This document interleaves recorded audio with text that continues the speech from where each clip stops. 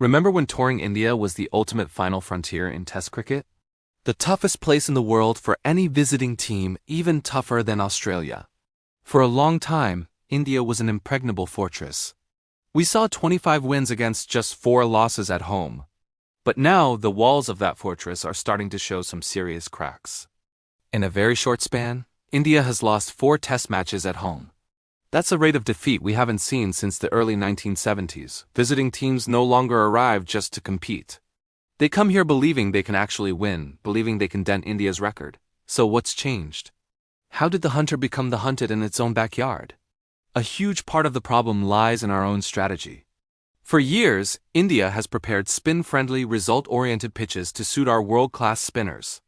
The idea was to weave a web that visiting batters couldn't escape. But lately, it feels like the spider is getting trapped in its own web. These pitches tend to equalize skills. They don't just challenge the opposition. They expose the frailties in our own batting against spin. And this isn't a new problem. We've been talking about our batters' struggles against the turning ball for 3 or 4 years now. Think back to that test in Bangladesh where India, chasing a mere 140, was reeling at 24 for 7. We just barely got out of jail. More recently, in Kolkata, the very pitch we asked for ended up highlighting our own batting weaknesses. The pressure of the World Test Championship, the WTC, has been a big contributor to the kind of pitches we're seeing. The constant hunt for those crucial points is forcing a certain style of cricket. As Sourav Ganguly rightly said, maybe it's time for a change. Let's try to win on day 5, not rush to finish it on day 3.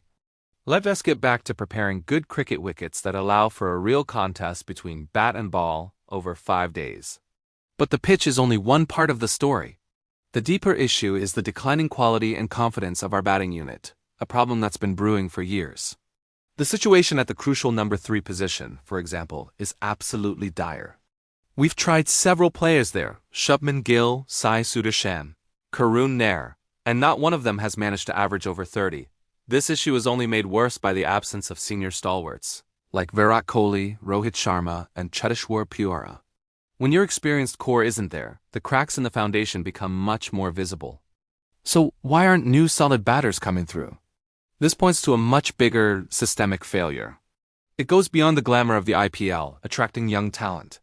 The real root cause is the quality of our domestic first-class cricket.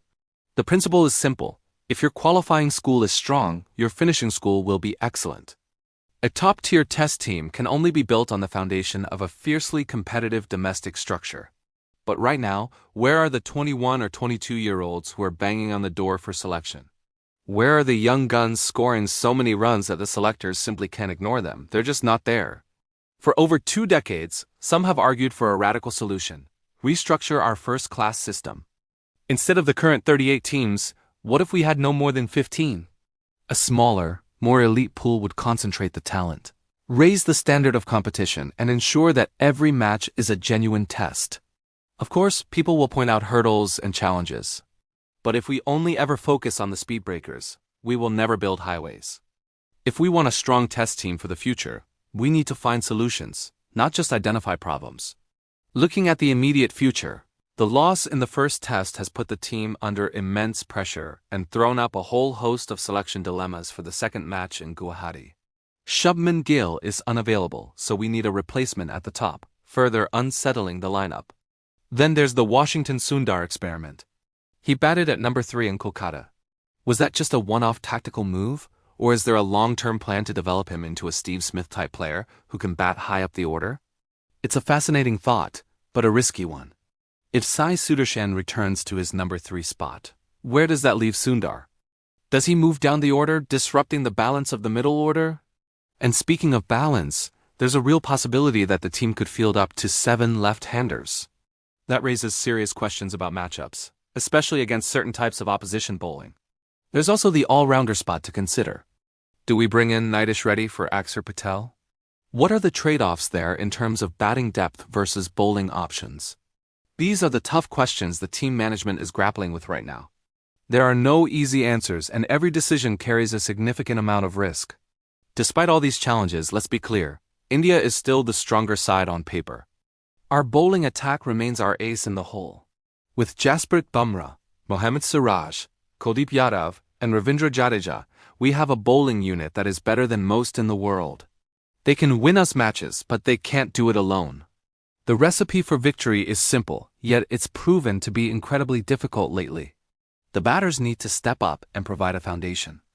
If we can get strong opening partnerships, if we can post strong first or second innings totals in the range of 300 to 350, our bowlers will take care of the rest. Ultimately, this all comes down to the mental battle.